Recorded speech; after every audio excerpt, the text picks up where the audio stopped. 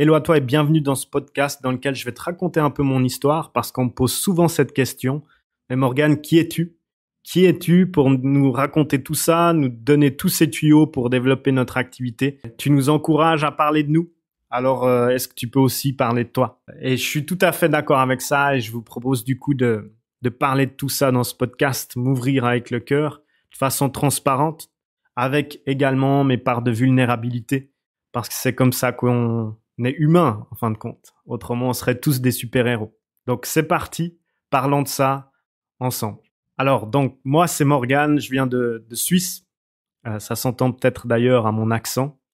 Par où commencer? Peut-être par la fin de mes études, malgré que j'aborderai dans certains podcasts certains moments de ma vie où c'était justement avant cette fin d'études. Mais j'ai fait des études assez longues, plus orientées dans des études commerciales à Saint-Gall, en Suisse, en allemand. Et donc on me dit souvent, mais quelle idée d'aller étudier en allemand. Et effectivement, à ce moment-là, j'aimais bien me lancer certains challenges. J'en parlerai peut-être dans d'autres podcasts. Donc j'ai fini ces études commerciales et j'ai toujours cru que en fait, l'indépendance ou l'autonomie financière, c'était d'avoir un bon salaire à la fin de chaque mois. Et donc, je me suis lancé dans ce que je pensais être une belle poursuite de la réussite, qui était en fait mon désir de devenir auditeur financier. Donc, dans les chiffres, dans la compta, dans ce qui est en fait d'aller rechercher les petites erreurs ou les possibilités de fraude chez les entreprises. Et donc voilà, c'était intéressant comme expérience, mais c'était pas du tout, en tout cas, mon alignement. Et donc j'étais vraiment dans un désalignement au-delà de ce que je pensais et qui a peu à peu créé une frustration au niveau de mon être, donc au niveau de mes émotions, ce désalignement qui était en fait un peu d'essayer de faire monter ou grimper un poisson à un arbre. Donc j'étais pas du tout dans mon élément, dans un élément justement compétitif, dans un domaine dirigé par l'ego et la compétition, élitisme. Et donc pour moi ça me convenait pas du tout. Et jour après jour, pression après pression, et ben la lumière s'éteint peu à peu et on arrive à ce que on appelle un burn-out. Et donc des études fulgurantes, une entrée dans une carrière basée sur une illusion, et puis la descente peu à peu, due au fait que j'étais pas du tout aligné avec ce qui m'entourait et mon environnement, mon contexte. Et donc ce burn-out, bah, il m'a stoppé, il m'a clairement cramé, et il a été douloureux pendant quelques mois en tout cas, même parfois, je pense, une année où bah, ça m'a demandé de me stopper, de plus vouloir me surpasser et de reprendre du temps pour moi, pour mon bien-être, mon alignement et me pousser à faire des réflexions que je n'aurais pas fait autrement. Donc, dans la vie, tout est juste, pas de hasard. Et donc, j'ai beaucoup de gratitude aussi pour ce moment-là de ma vie qui m'a permis justement à me recentrer, à me retrouver.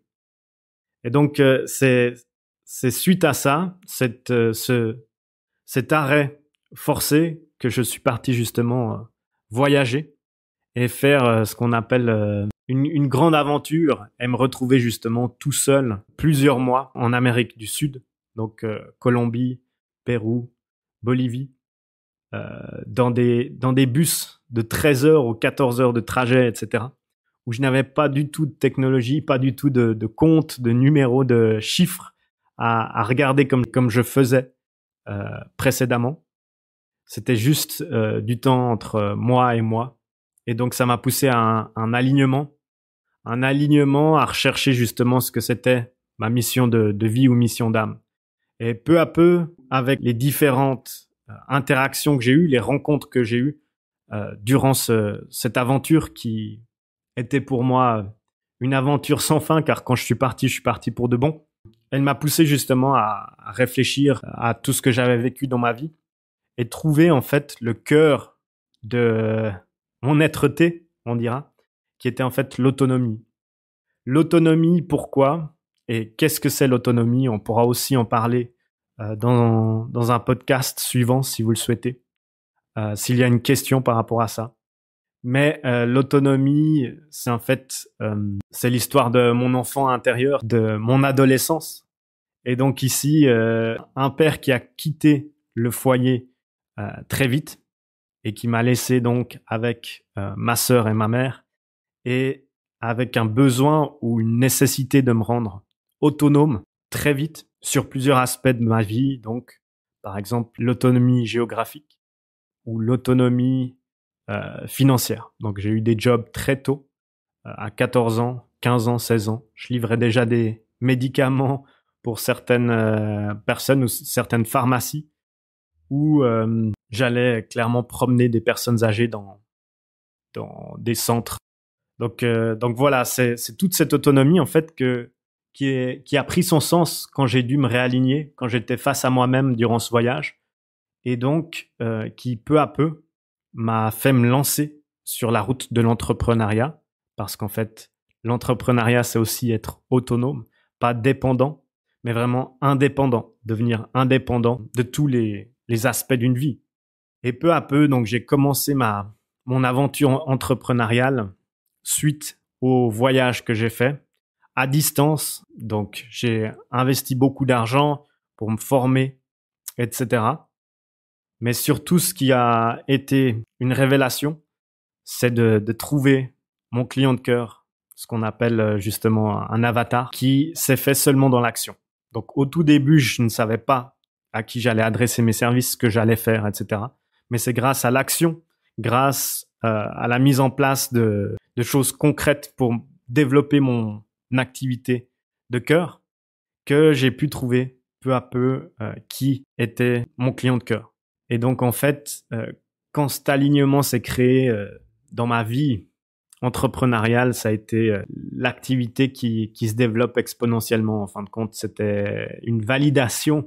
J'avais trouvé tout ce que je devais trouver pour vivre pleinement de mon activité. Parce qu'en fait, souvent, c'est 80% de l'alignement et 20% de techniques ou de choses concrètes pour développer une activité. Et ici, en fait, l'alignement était tellement pur et tellement juste que ça m'a donné des ailes à moi et aussi à mon activité et aussi aux clients que j'accompagnais. Et donc, pourquoi les thérapeutes praticiennes praticiens? Parce que justement, c'est un alignement de mission entre la personne qui accompagne et la personne accompagnée. Et qu'est-ce que les thérapeutes praticiennes praticiens souhaitent le plus au monde? C'est que leurs clients, patients, consultants, deviennent également autonomes dans leur pratique, dans leur bien-être, dans leur mieux-être. Et donc, c'est en attirant à moi des personnes qui souhaitaient l'autonomie de leurs clients qu'en fait, tout faisait sens. Et au lieu de mettre à profit toutes mes connaissances sur des choses où ça n'allait pas créer d'autonomie, j'avais trouvé exactement ce que je voulais ou ce que je souhaitais au plus profond, c'est-à-dire être dans une mission de vie ou d'âme basée sur l'autonomie de moi, ce que je souhaitais réaliser, mais également des personnes qui souhaitaient accompagner vers l'autonomie. Et donc ça, c'était juste magique. Et au-delà, comme je le disais avant, des aspects techniques, etc., ça a été juste le déclic et qui m'a amené à juste décoller de façon exponentielle mon activité. Je pense que j'ai donné assez de détails sur qui j'étais, sur sur mon histoire et pourquoi en fait j'ai choisi d'accompagner les thérapeutes praticiennes et praticiens.